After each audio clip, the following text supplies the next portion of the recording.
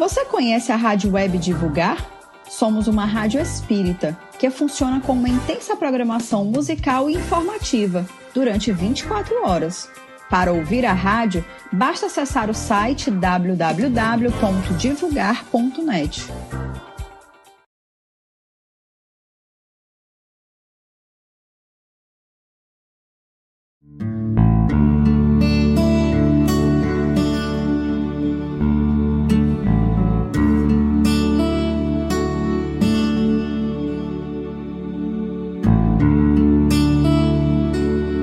Olá, amigos, é uma alegria estar com vocês. Eu sou Jorge Dyer, eu sou médico endocrinologista, sou secretário-geral da Associação Médico Espírita do Brasil, participo também da Associação Médico Espírita de Goiânia. Eu sou vice-presidente e gestor técnico do Instituto de Medicina do Comportamento Eurípides Barçanufo. Está aqui, ó, na camiseta, tem 70 anos aqui na cidade de Anápolis, em Goiás. É uma alegria estar com vocês.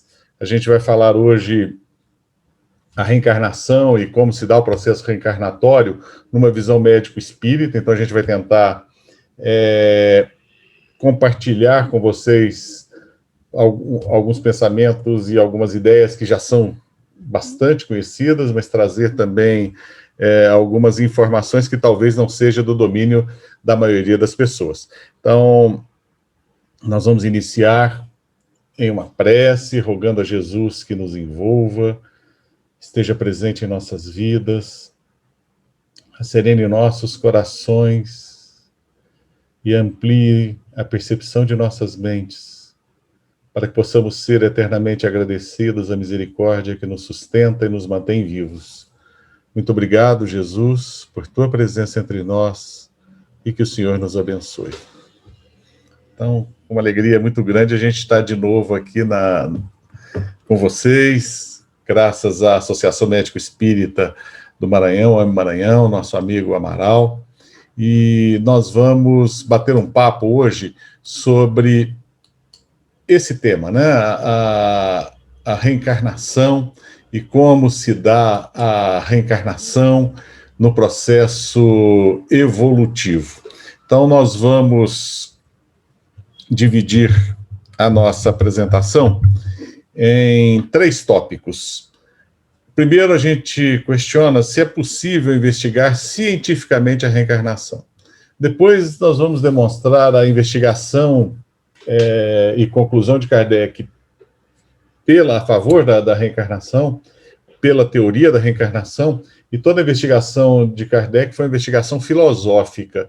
E também pela filosofia nós sabemos que podemos ter uma comprovação. Então, não somente comprovação científica, comprovação filosófica, e nós vamos apresentar a teoria, está em inglês, os slides vão estar em inglês, eu vou tentar traduzir de uma maneira mais, como podemos dizer, mais dentro do palatável possível para o português, que é a teoria da enformidade. Então, Enform Theory é uma teoria que surgiu na década de 1990, final da década de 90, início dos anos 2000, e reúne vários conceitos, e a gente vai tentar mostrar que essa teoria pode ser aplicada como uma forma de compreendermos como se dá o mecanismo da interação, como o espírito interage com o corpo físico.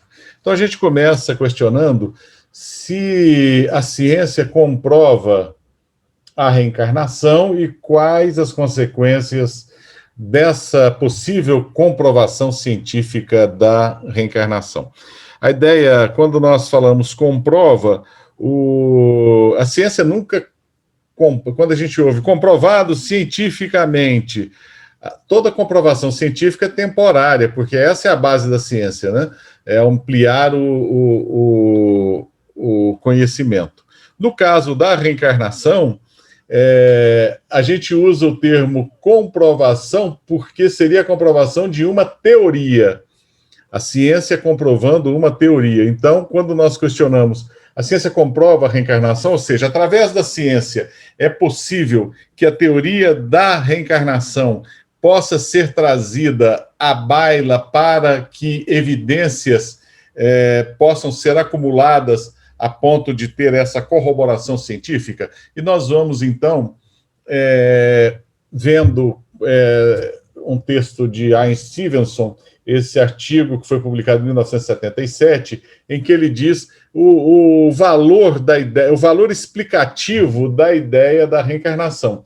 E ele diz que a ideia da reencarnação, ou seja, a teoria da reencarnação, a teoria reencarnatória, pode explicar aspectos da personalidade que não são alcançados ou explicados pelas teorias em voga. E aí, no caso, nós temos os medos, as fobias e as filias, os medos e as predileções que ocorrem na infância. Tem crianças que nascem, por exemplo, com um pavor de aranha sem que tenham sido expostas a nenhum risco provocado por aranhas. Tem crianças que nascem com determinadas predileções, inclusive patológicas, que não se explica de onde surgiu, né? Habilidades inatas não aprendidas, crianças que de repente começam a tocar piano numa facilidade muito grande. A gente vê muito vídeo de chinês e criança chinesa tocando piano, e aí a gente pergunta, por que será que esses gênios estão todos lá na China? Não, porque é o país mais populoso do mundo, né? Sendo o país mais populoso do mundo, a ocorrência de fatos raros em uma população, a gente vai ver um maior número lá, né? Porque tem maior número de pessoas. Disforias de gênero de ocorrência na infância, ou seja, o menino que não se identifica com o próprio corpo e se diz menina, e isso gera, muitas vezes, um transtorno muito grande, e o contrário também é verdadeiro. Então, a Stevenson diz que a teoria da reencarnação, ela explica vários aspectos da personalidade que a gente não consegue explicar com as várias teorias em voga. E o mesmo Ian Stevenson é o responsável pelo maior número de pesquisas de evidências de reencarnação. Então, um colaborador de Ian Stevenson, que foi colaborador dele durante muito tempo, que é o Jim Tucker, ele diz que memórias sugestivas de reencarnação geralmente ocorrem em crianças que eles pesquisaram no mundo inteiro e descrevem experiências de uma possível existência anterior. Vejam que o texto científico, ele nunca é um texto assertivo, dizendo que uma certeza, né? Sempre uma possível, uma alegada. Então, é o que caracteriza o texto científico. A ciência nunca dá a palavra final, ela sempre deixa em aberto para que o conhecimento seja ampliado. Os relatos geralmente se iniciam nas idades entre 2 e 3 anos, crianças novinhas, né? E mais de 2.500 casos já foram catalogados em todo o mundo, isso em 2008. Hoje a gente sabe que já beiram os 3.000 casos muito bem catalogados. E o que nós sabemos é que o tipo de morte da suposta personalidade anterior, que as crianças relembram, tendem a ser do tipo violenta, como assassinatos e acidentes. A ocorrência de marcas de nascença, geralmente nervos pigmentados e moluscos. O que é nervos pigmentados? Essas manchinhas de pele que a gente nasce com elas, ou os moluscos, que é a manchinha um pouquinho mais saliente, podem correlacionar-se com descrição de achados em autópsia da alegada personalidade anterior, correlacionando-se com o tipo de morte violenta. E essas marcas de nascença ocorrem em até 35% das crianças que lembram de supostas vidas passadas. E as memórias de vidas passadas apresentadas durante a infância permanecem na fase adulta. Aí é um artigo de Haraldsson, um investigador islandês, e Abu Izzeddin, em 2012. Então, o maior pesquisador científico da reencarnação foi o Ian Stevenson. Ele investigou, desses 2.500 casos, pelo menos 2.000 casos passaram na mão dele. Ele criou um mecanismo de investigação muito interessante, porque ele conseguiu investigar com critérios científicos muito rigorosos. E isso levou, na verdade, inclusive a alguns céticos, pessoas que não acreditam em nada, agnósticos, dizerem que a investigação dele tinha um quê de seriedade tão importante que passaram, então, não digo acreditar, mas passaram a ter um ponto de interrogação na cabeça deles, porque eles não tinham outra explicação.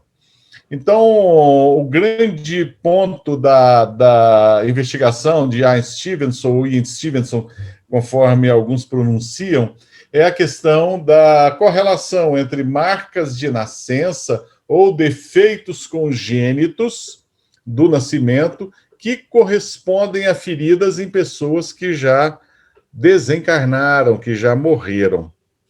Então, como é que a Ian Stevenson fez? Essas crianças, geralmente, o que é muito interessante, a gente acha que toda a investigação foi feita na Índia. Não, foi feita em Burma, na Índia, Brasil, Estados Unidos, entre alguns indígenas americanos, o Peru, Líbano, vários países no mundo inteiro, menos em países europeus, mas os países da Europa Oriental, que não sofreram um processo tão grande da ocidentalização cética do europeu médio, o europeu é extremamente materialista e cético, né? Então, esses países também têm várias lembranças espontâneas. E o que a Stevenson percebe é que essas crianças lembram de personalidades que efetivamente existiram, então eles foram capazes de investigar. Menino diz que chamou fulano de tal, e eles vão ver, esse fulano de tal existiu. E a descrição que a criança faz da personalidade anterior, ela é checada o tempo inteiro, ou seja, em todos os dados são checados. Então, o que torna a ocorrência de marcas de nascença e defeitos congênitos mais plausível, porque, primeiro, as personalidades anteriores, elas eram desconhecidas dos pais, da vizinhança, de alguém que convivia com a criança. E depois, olha que interessante. Essa é uma criança da Índia, que aqui já é adolescente, né? Mas ele, quando criança, dizia que ele chamava Maharam e foi morto por um tiro, e na verdade foi de espingarda, que foi disparada a curta distância. E ele apresentava essas marcas de nascença. Eu não sei se vai dar para distinguir bem, mas nós temos aqui marcas de nascença. E eles encontraram o Maharam. Maharam realmente existiu em uma outra cidade da Índia, numa outra extremidade, e ele tinha sido morto durante um assalto quando dispararam uma espingarda, um tiro de espingarda, e a gente vê aqui a dispersão Aqui é o laudo de necrópsia, aqui é a dispersão do projétil, né? Do cartucho, correspondendo, olha aqui, ó, nessa região aqui do névus, nós vemos orifícios de entrada, ou seja, essa criança lembra de uma personalidade que ninguém conhecia, de um outro lugar, descreve exatamente como foi morto. Ele era dono do estabelecimento comercial, entraram bandidos, discutiram e ele tomou um tiro no peito. Tá. A anterior foi encontrada e, mais ainda, as lesões que ele apresentava continuam, né? Já são lesões congênitas, marcas de nascença, e correspondem exatamente onde a personalidade anterior, que era evocada por esse jovem quando criança, realmente recebeu os tiros que levou à sua morte. Um outro caso. Isso é um caso raro, que é a braquidactilia unilateral, ou seja, dedos curtos, dedos muito curtos, faltando falanges, ocorrendo em apenas uma mão. Isso é raro, não é de ocorrência muito frequente, é mais comum acontecer nas duas mãos, os dedos mais curtinhos, e aqui os dedos são muito curtos, muito além do que habitualmente a gente vê.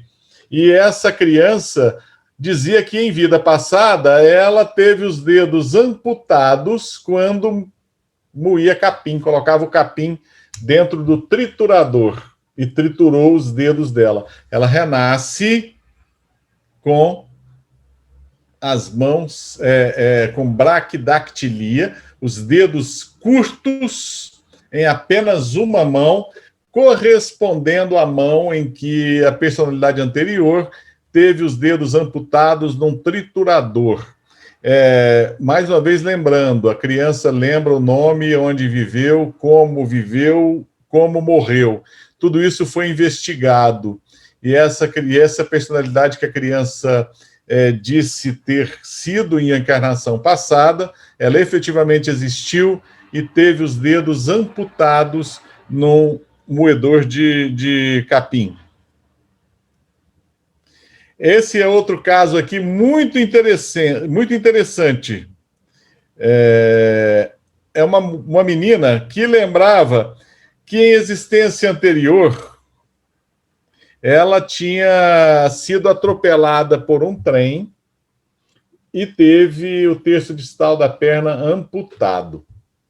Ela nasce com quadro de hemimielia, ou seja, ela tem falta um pedaço o terço distal da perna, provavelmente por banda amniótica. Essa aqui não é da Índia, ela é de Burma. E a menina que morreu na linha de trem e teve a perna direita amputada, ela efetivamente existiu. A perna direita foi amputada exatamente na mesma altura em que houve uma amputação intraútero do restante do membro dessa criança e corresponde exatamente à lesão traumática da personalidade anterior. Então, ou seja, o que a Stevenson faz é trazer todo um material coletado com relatos que são pareados, relatos que são comparados. A criança diz que foi determinada a personalidade, eles veem se há efetivamente uma descrição de uma personalidade real, completa. Se essa personalidade é uma personalidade completa, uma personalidade que efetivamente parece ter existido, há então início uma investigação para efetivamente situar essa personalidade na história, geograficamente. Se comprova que essa personalidade existiu, e aí há uma comparação das histórias para ver se o que aquela criança lembra efetivamente é o que aquela personalidade vivenciou. Ou seja, esse é o critério científico de Ian Stevenson, ou Ian Stevenson, como alguns dizem. E esse critério de pesquisa é uma base científica para que possamos dizer efetivamente existem evidências do ponto de vista da ciência que sugerem a reencarnação. Aqui nós vemos, e eu peço desculpas porque está em inglês, como Jim Tucker hipotetiza que a reencarnação pode existir. E ele vai dizer que, no nível mais básico da matéria, a física quântica diz que em todo o universo, no seu nível mais básico, o que existe é energia. E as partículas, elas só existem no momento em que são observadas, ou seja, o que a física quântica nos diz é que é necessário que exista uma consciência que enxergue o fenômeno material e, a partir daí, sim, o fenômeno material ele pode ser relatado, ou seja, em outras palavras, é a consciência que elabora o que nós chamamos de realidade material. E essa consciência material se só existe na consciência, então se só existe graças à consciência e não na consciência, se a realidade material ela só existe graças à consciência que a observa, então a consciência antecede todo o fenômeno material e ela pode simplesmente ocupar vários corpos sucessivamente no tempo, né? Não no mesmo tempo. E aí nós questionamos efetivamente se existe uma consequência filosófica da reencarnação. Porque falar em teoria reencarnatória ou comprovar cientificamente a reencarnação pode nos trazer somente mais um conhecimento moral disso. Existem consequências filosóficas da reencarnação, e aí nós vamos ver o método de Kardec, porque para Allan Kardec, a reencarnação é um princípio lógico e coerente com a justiça divina. Allan Kardec não era adepto da reencarnação antes de codificar a doutrina espírita. Ele não era reencarnacionista. Nós vemos isso na Revista Espírita de novembro de 1858, quando ele vai escrever sob esse aspecto, portanto, a doutrina dos espíritos nos surpreendeu profundamente. Diremos mais, contrariou-nos porquanto derrubou as nossas próprias ideias. Como se pode ver, estava longe de refleti-las. Kardec falando, a doutrina espírita não refletia as suas ideias, mas isso não é tudo. Nós não cedemos ao primeiro choque, combatemos, defendemos nossa opinião, levantamos objeções e só nos rendemos à evidência quando percebemos a insuficiência de nosso sistema para resolver todas as dificuldades levantadas por essa questão.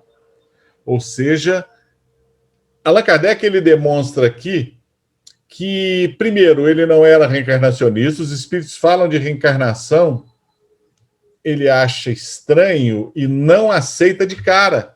Vejam bem, olha como ele demonstra o que é o critério kardeciano, a lógica no que diz respeito ao desenvolvimento de um pensamento crítico, uma noção de... O Espiritismo nos ensina, antes de tudo, a pensar, a buscar elementos. Então, ele diz que não cedeu ao primeiro choque, ele manteve a opinião, defendeu, faz toda uma compilação de dados a respeito da justiça divina, todos os sistemas que podem explicar a justiça divina, e então, sim, ele cede quando ele vê que o mais lógico deles, o mais de acordo com a justiça divina, é a teoria da reencarnação. E Allan Kardec continua dizendo, muitos repelem a ideia da reencarnação pelo só motivo de ela não lhes convir. Dizem que uma existência já lhes chega de sobra e que, portanto, não desejariam recomeçar outra semelhante. De alguns sabemos que saltam em fúria só com pensarem que tenham de voltar à Terra, e isso é uma realidade. E ele, então, diz o que é fundamental. Não é somente porque veio dos espíritos que nós e tantos outros nos fizemos adeptos da pluralidade das existências. É porque essa doutrina nos pareceu a mais lógica, porque só ela resolve questões até então insolúveis. Qual é a principal questão insolúvel? A chamada teodiceia, ou aventura, entre aspas, de Deus, ou a jornada divina na Terra, quando se fala da criação do mal. Por que Deus criou o mal? Se Deus é todo bondade, por que ele criou o mal? Se ele é o criador de tudo, por que ele criou uma potência maligna? Perguntam os cristãos mais tradicionais. Com a doutrina da reencarnação, a justiça divina ela se desdobra e nós percebemos que o mal só existe no homem, o mal é relativo, o mal só é absoluto num sentido metafísico, Não existe o mal absoluto. O mal, na verdade, ele se opõe ao bem somente nesse plano metafísico, e na realidade o mal é consequência de nossas ações, de nossas escolhas. Então, a filosofia espírita, segundo Allan Kardec, é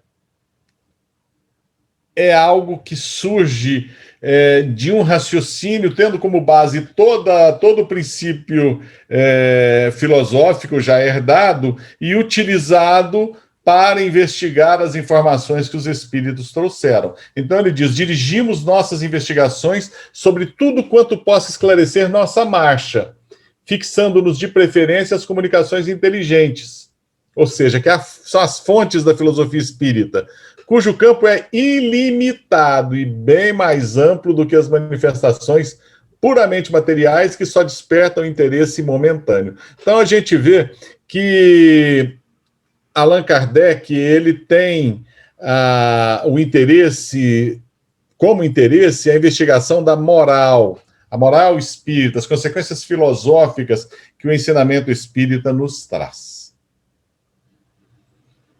Então, ele vai dizer, porque Allan Kardec foi chamado de ser um crédulo. Ele acredita em tudo que os espíritos dizem. Efetivamente, nós somos mais para crédulos, né? Porque se chega uma mensagem, foi o espírito que disse, muitos dizem, uma mensagem espiritual eu aceito de coração. Olha o que Allan Kardec diz. Saibam, pois, aqueles que nos atribuem uma credulidade tão pueril, que tomamos toda opinião emitida por um espírito como uma opinião pessoal. Opinião pessoal que todos podem ter. A opinião pessoal pode ser correta, pode ser errada, correta em partes, errada em partes. Então, uma opinião pessoal. Não a aceitamos senão havê-la submetida ao controle da lógica e dos meios de investigação que a própria ciência espírita nos fornece, meios que todos conheceis. E o objetivo Parisiense de Estudos Espíritas é também estudar as consequências morais, pois é principalmente nelas que encontra a sua verdadeira utilidade. Por que a gente está dizendo isso? Porque não adianta nada eu ter uma investigação científica, eu comprovar cientificamente a reencarnação, a comunicação dos espíritos, se eu não tiro disso uma consequência moral, se eu não extraio disso uma consequência filosófica, algo que possa mudar a minha vida, mudar a humanidade. Então, Allan Kardec vai dizer que a finalidade do espiritismo é tornar melhores os que o compreendem. Eu botei em negrito aqui. Esforcemo-nos por dar o exemplo e mostremos que, para nós, a doutrina não é uma letra morta. O bem é uma couraça contra a qual virão sempre se quebrar as armas da malevolência, é o que diz Allan Kardec. Então, em A Gênese, quando ele fala dos caracteres da reencarnação, da revelação espírita, falando da reencarnação, ele vai repetir que todas as aparentes anomalias da vida humana nós podemos explicar. Vejam que esse texto que está nesse slide é muito parecido com o primeiro slide que eu coloquei a respeito da reencarnação na visão de Ian Stevenson. Então, a reencarnação, ela traz uma explicação e ela deixa muito mais ampla, muito mais clara e muito mais palatável a justiça divina. Allan Kardec, ele teve a oportunidade de nos colocar também diante de uma questão, como a reencarnação pode justificar a justiça divina ou a presença do mal na Terra. E isso nós vamos ver na medida em que nós compreendemos que a nossa existência não é uma existência única, isolada na eternidade, que nós experimentamos vários corpos. Como isso se dá? Se dá a partir do momento em que há a concepção. Allan Kardec diz que se cria uma corrente fluídica, um campo que atrai esse espírito. Então ele passa a pertencer ao corpo e o corpo passa a lhe pertencer até que ele morra. E ele vai dizer que no ato da reencarnação, as faculdades do espírito não ficam apenas entorpecidas por uma espécie de sono momentâneo, conforme quando se dá do regresso à vida espiritual. Todas, sem exceção, ficam no estado de latência. E isso ocorre, e a gente vai ver na questão 392, porque é necessário que o nosso passado seja ocultado, porque sem isso o homem ficaria ofuscado, como sem transição saísse do escuro para o claro. Quando ele esquece do passado, ele é mais senhor de si. E nós vamos ver os exemplos disso em André Luiz, quando, olhando para, por exemplo, o nosso lar, a mãe de André Luiz fala que está se preparando para reencarnar e ela vai receber o ex-esposo como filho e as duas irmãs que estão perdidas em região umbralina como filhas. Já pensou se eles relembram tudo isso, se a pessoa reencarna lembrando que a sua mãe atual foi sua esposa em vida passada, ou seu inimigo Figadá hoje é seu irmão?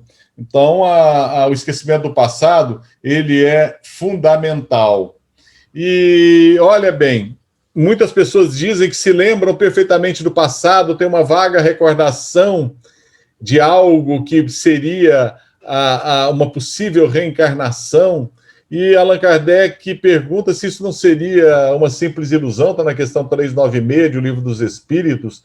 Os Espíritos respondem que algumas vezes é uma impressão real, mas também frequentemente não passa de mera ilusão, contra a qual precisa o homem pôr-se em guarda, porquanto possa ser efeito de superexcitada imaginação. E vejam bem, se a gente está falando aqui de desenvolver um pensamento racional, um pensamento que tenha base filosófica, para que possamos buscar na instrução dos espíritos efetivamente a explicação da justiça divina, vejam que aqui os espíritos, eles combatem a superexcitada imaginação, o pensamento mágico, que a gente está muito acostumado, né?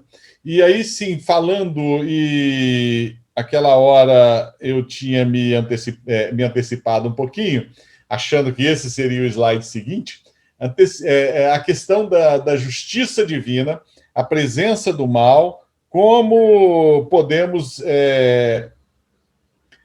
explicar o mal. E Allan Kardec descreve, na Revista Espírita, de outubro de 1858, um problema moral, o assassinato de 5 crianças por outra de 12 anos.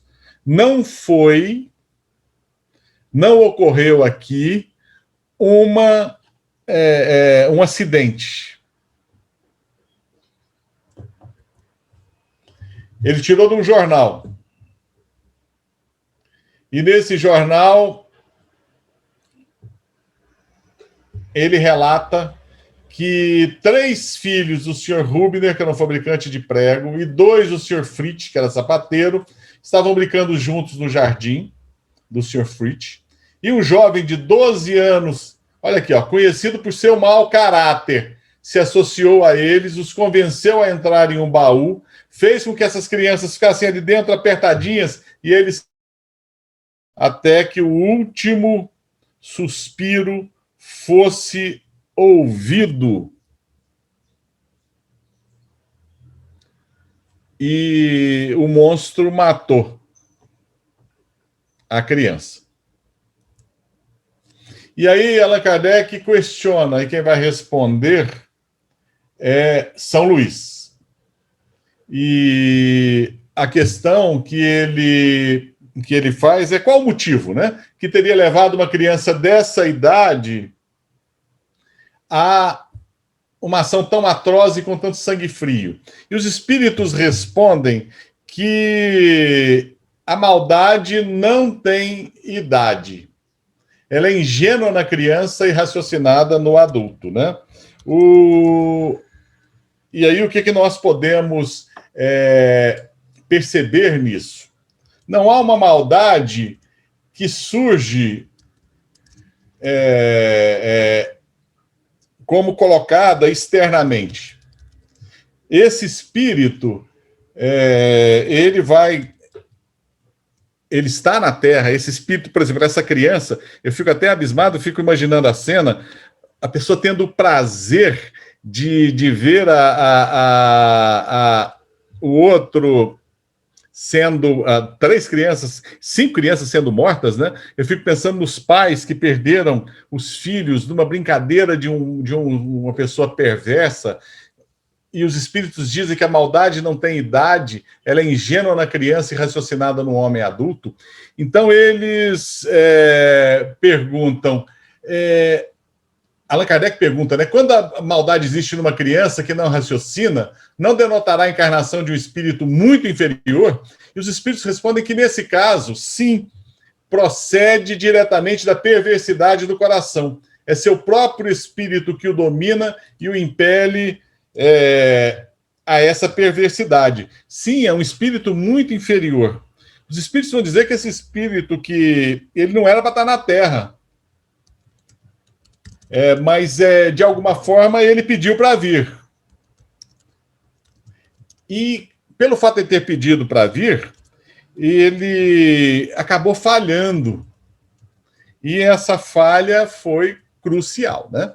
Então é um espírito inferior, perverso, que não era para estar na Terra. E olha que a Terra é um planeta de expiação e provas.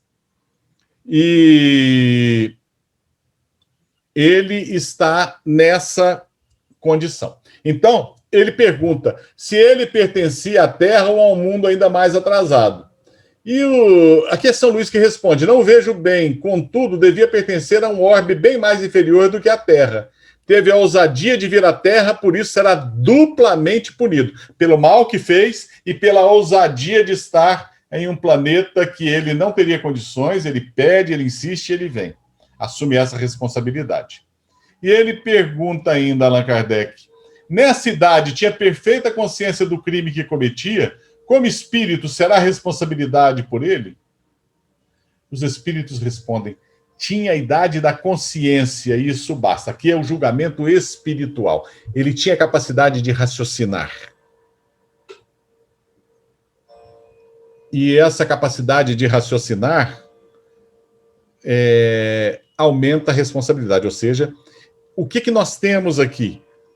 Nós temos um espírito que comete um crime por sua inferioridade, pela perversidade que existe em seu coração. E os espíritos, na resposta que nos dão, eles demonstram um senso de justiça fabuloso. E aí nós entendemos a justiça na espiritualidade, né? E então Allan Kardec pergunta, qual será a posição desse espírito numa nova existência? E os espíritos respondem, se o arrependimento vier a pagar, se não inteiramente, mas pelo menos em parte, a enormidade de suas faltas, ou seja, o arrependimento é capaz de apagar nossas faltas. Arrependimento não é o remorso, não é o ficar remoendo, é o arrepender numa atitude, usando uma palavra muito em voga nos últimos 20 anos, uma atitude proativa.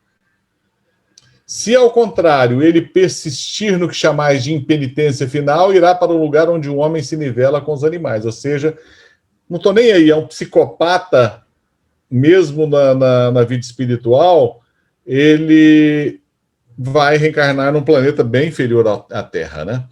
Então, esse é o caso que a gente trouxe, que está lá na Revista Espírita, que explica bem a questão da reencarnação e como devemos compreender como um processo de justiça divina, e aqui pela forma que o ser humano mais aprendeu. Nós conhecemos o certo aprendendo o que é o errado, né?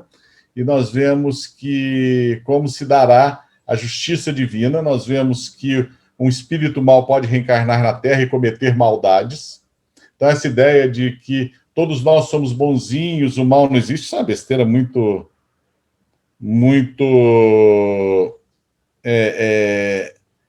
em voga, né? E aí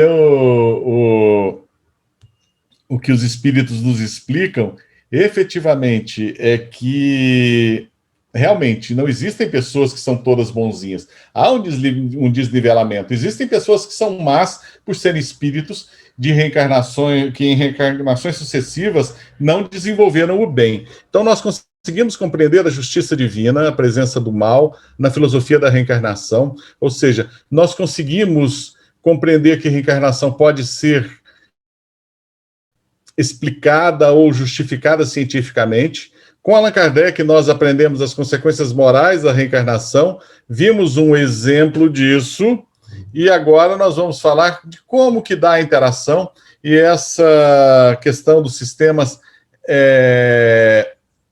de enformidade. E ele pergunta, que está em inglês, eu vou tentar traduzir, o que seria a enformia, né, ou enformidade?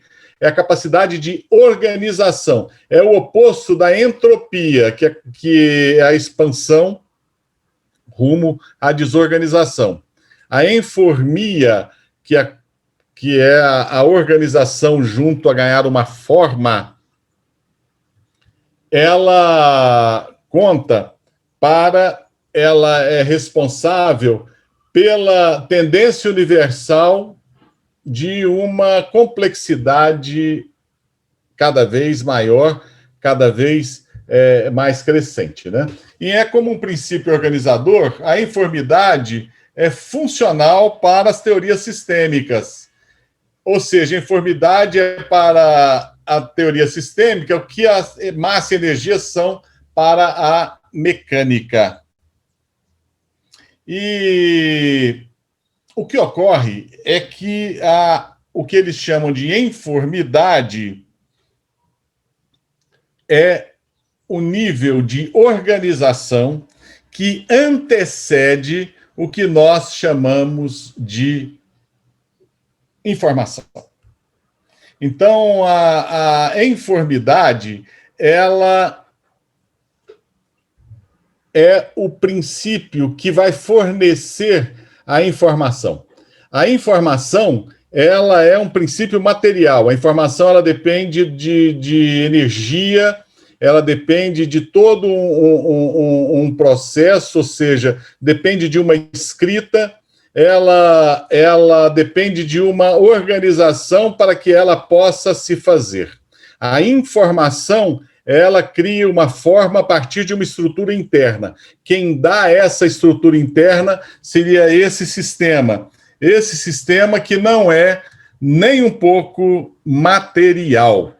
Esse sistema é totalmente diferente, ele é não material, ele é um sistema organizador. Francisco, Raimundo, vou ter que atender aqui o telefone do Francisco rapidinho. Você dá licença?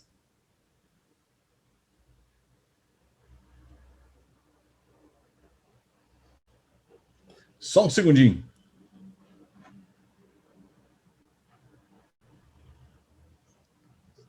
Ô, Francisco. Fica. Uhum. Desculpa. Continuando. Então, essa teoria, ela nos diz, essa teoria da informação, o nome é estranho, né? Não sei se teria uma tradução que dissesse tudo para o português, até mesmo em inglês, o termo é um termo novo, é um termo que surge há pouco tempo atrás. Então, essa teoria diz o seguinte, que tudo que nós conhecemos como algo organizado na Terra decorre de um processo que não é material, um processo que é capaz de fazer toda essa organização, e a nossa consciência, na verdade, ela decorre de um processo semelhante, e a consciência só existe quando nós interagimos com o mundo físico, e no mundo extrafísico que existe esse sistema. Então, através dessa teoria, nós poderemos especular que... Eu vou pausar aqui o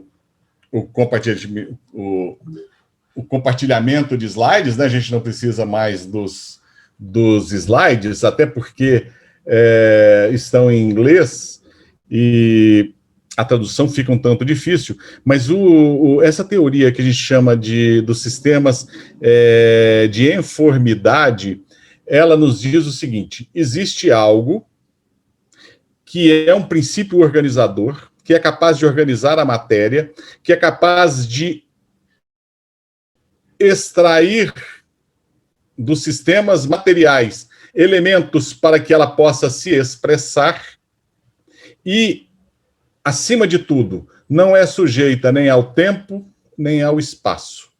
Ela pode existir numa linha temporal, desde que interagindo com sistemas materiais, mas pode e deve ser independente da linha do tempo, da linha do espaço.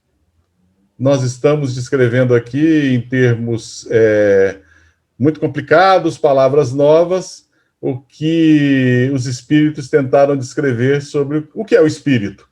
Podeis dizer que é uma chama. Não existem palavras que definem o espírito. Então, essa teoria, ela diz que a nossa própria consciência, ela surge de forma organizada a partir de um princípio organizador que não é material. Por isso eu quis trazer essa teoria para a gente perceber que alguns filósofos, alguns físicos, inclusive tem alguns médicos e pesquisadores, utilizam de teorias que são muito próximas do que nós chamamos de teorias nossas, espíritas, para compreender o mundo. E como se daria, então, a formação do corpo? Se daria porque nós temos esse sistema de formação que organiza, intelectualiza a matéria, interage com a matéria, dela se utiliza para o seu próprio crescimento. E, num nível muito mais amplo, nós vamos ter algumas especulações, inclusive metafísicas, mas essa teoria é uma teoria muito interessante que nós temos em voga. Então, era isso. Eu evitei trazer aqui, por exemplo, Reencarnação de Segismundo, que está lá em Missionários da Luz, que é um exemplo fabuloso de como ocorre a reencarnação. Eu quis trazer essa teoria da informidade, até mesmo para que os nossos amigos possam ter elementos para desenvolver essa nova teoria, desenvolver esse novo conceito dentro do conhecimento espírita. Então, agradeço a oportunidade de estar com vocês, rogo a Jesus que esteja conosco, nos envolva, que a tua paz nos guie, Senhor, possa estar presente em nossos corações, abençoe as almas, os espíritos encarnados que nos ouvem, os irmãos de ideal, os trabalhadores da Associação Médico Espírita do Maranhão, os trabalhadores do bem, que a tua paz esteja conosco hoje e sempre, ser presente, Jesus. Eu agradeço, então, a oportunidade de mais uma vez estar aqui com vocês.